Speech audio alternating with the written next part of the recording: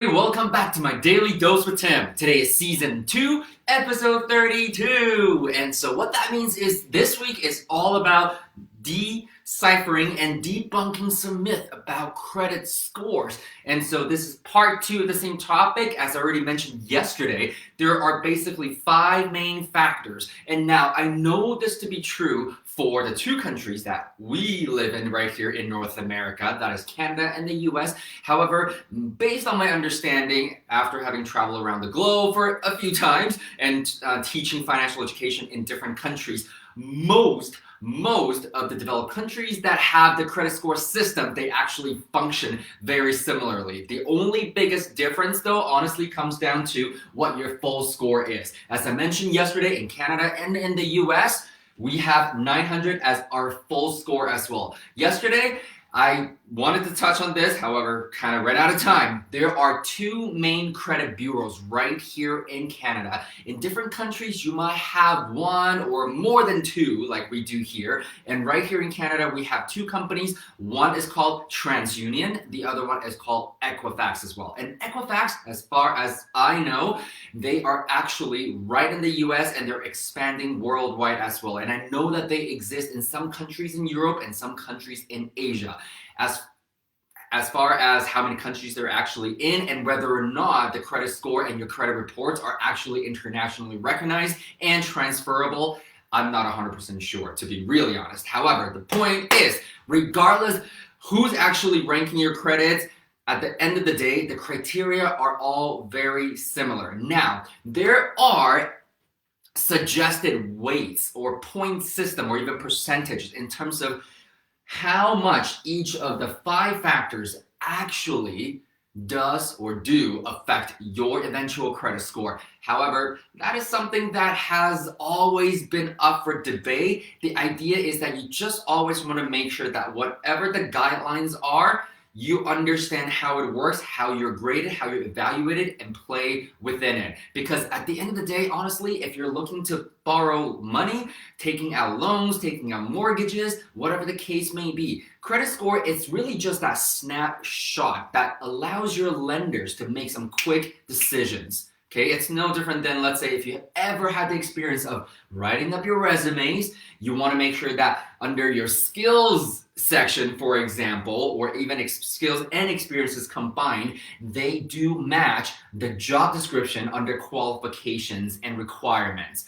That's all there is to it, really. Okay, so today what we need to talk about is really amounts owed. So I'm going to share with you something that is actually a general myth. And honestly though, I am super guilty of doing this before financial education came into my life. So, for example, one of the biggest things that I did that I now know to never ever do again is calling my credit card company to lower my credit limit on any accounts for that matter, or the fact that if I pay down 1 line of credit, don't close it. Okay, and here is the reason why.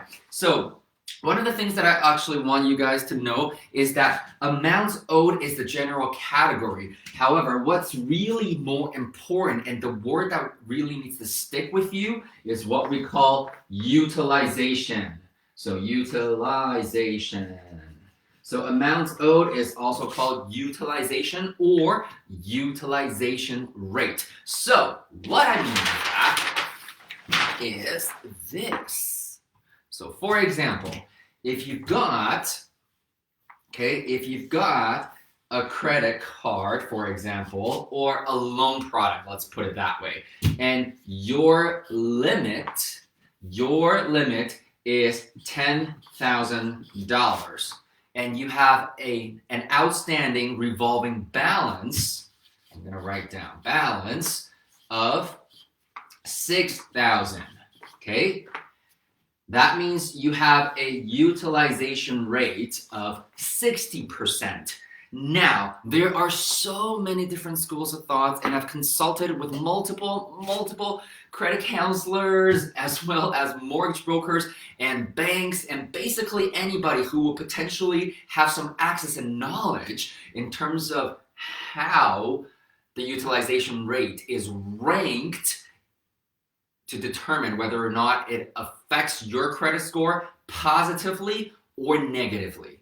Now, what I've learned though is that there are really two numbers that most people talk about. The first one is you want to keep it under 75% of utilization rate, and you should be good. However, there's another school of thought that's slightly more conservative, and they talk about the fact that you want to stay under 65%.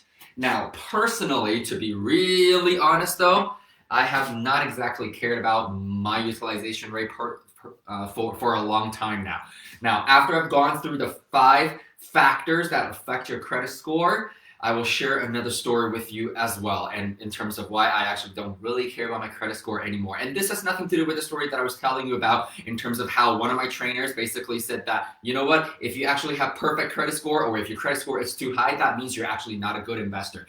Because what that means is you're not actually making your credit work hard enough for you. And yesterday, I already also shared the concept with you about how, when it comes to credit, it's better to have it and not need it than to need it and not have it. And so one of the modules that we always teach in our advanced classes is how to purchase properties, or invest rather, using credit cards. Okay? So here I'm using a credit card as an example. So what that means is this is one single card, one single account. Okay, so a lot of people, what they're now asking is, hey, Tim, what if I have, say, 4 different credit cards, and each credit card has a $10,000 limit? So I'm gonna slowly write this out for you, okay? So this is card number 1, card number 2.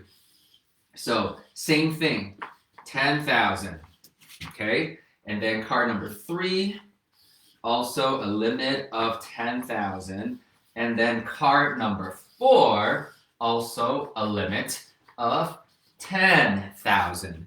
So first one is 6,000 outstanding balance, and the second one has 3,000 of outstanding balance. This one is maxed out, and let's just say that this one is, I actually did not pre-plan any of these numbers, just FYI. So I just want to demonstrate a concept here, and I can go in there and we can play with it on a more advanced level. However, I think this is actually good enough of an example in the sense that let's just do it this way. Because so many people now, they're thinking, okay, so what that really means is that collectively I have $40,000 as my limit.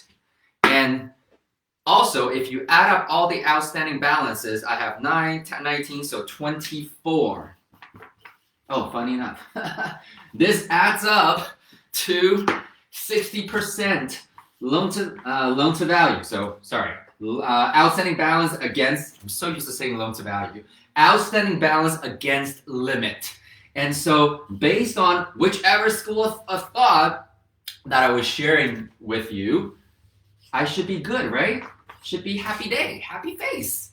In fact, that ain't the case. So I just want you to make sure that, because here you're at 30%. So this one is good, no problem. We know this one was good. However, this one right here is 100%. That is no good, okay? And this one is 50%, so we're still safe here.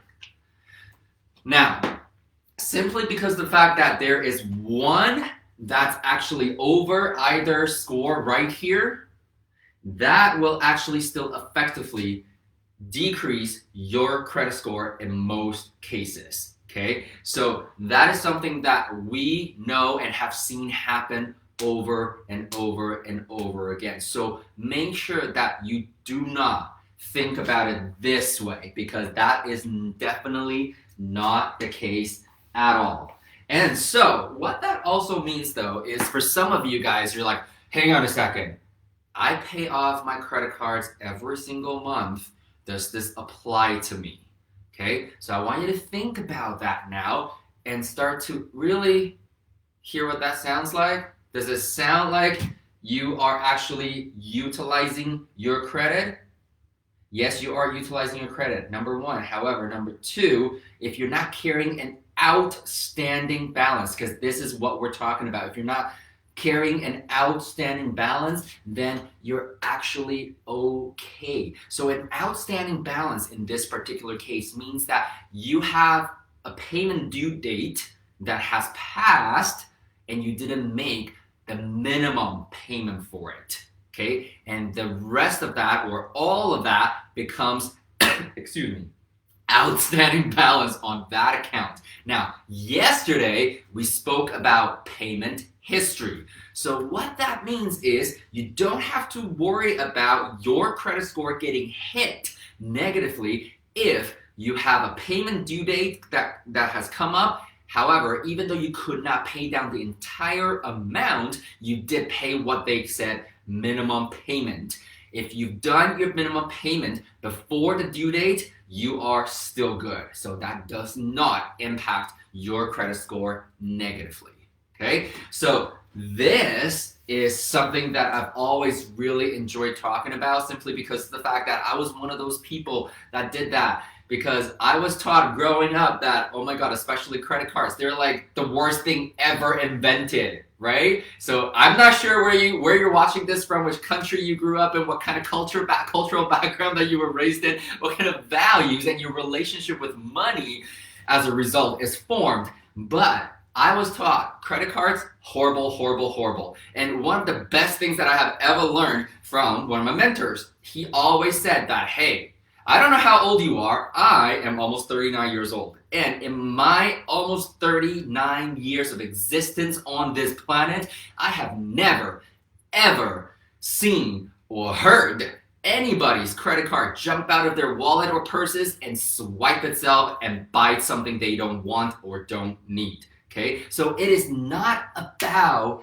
the loans or the credit cards all these financial instruments that are at our disposal. It's about how we utilize it. And this is why what exists here is so much more important, because on some funny level, we actually love credit cards. Like I said earlier, there is a course that we teach on an advanced level where we actually show you how you can purchase properties or simply just invest with credit cards.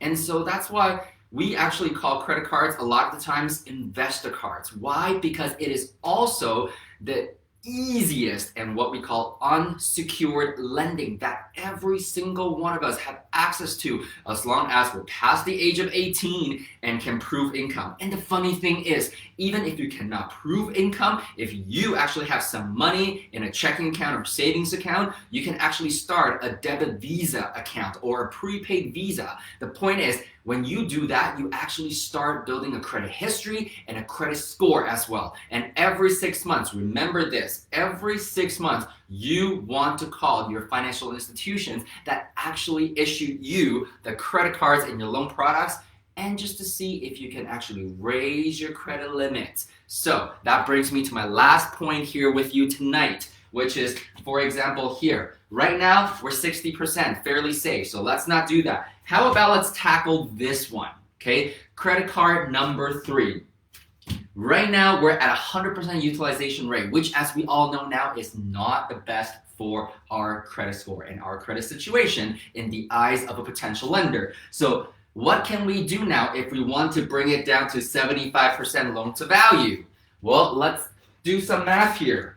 If we owe $10,000 and that's the outstanding balance that we're carrying, we want to divide it by 0.75.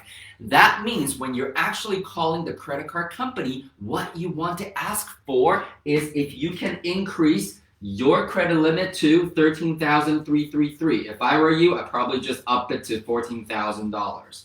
Okay? And I think throughout season 1 and season 2, you've heard me say this multiple times already, especially when we're talking about lease options, for example.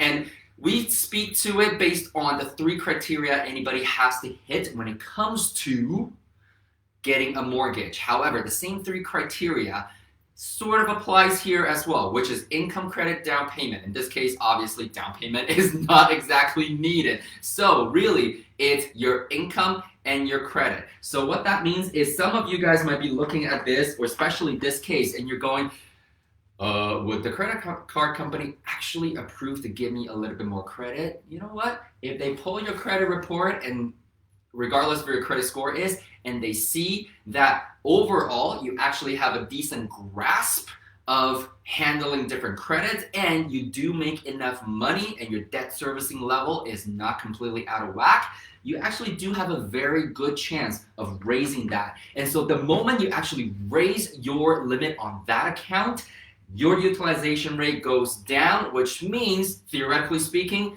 your credit score is going to jump back up as well.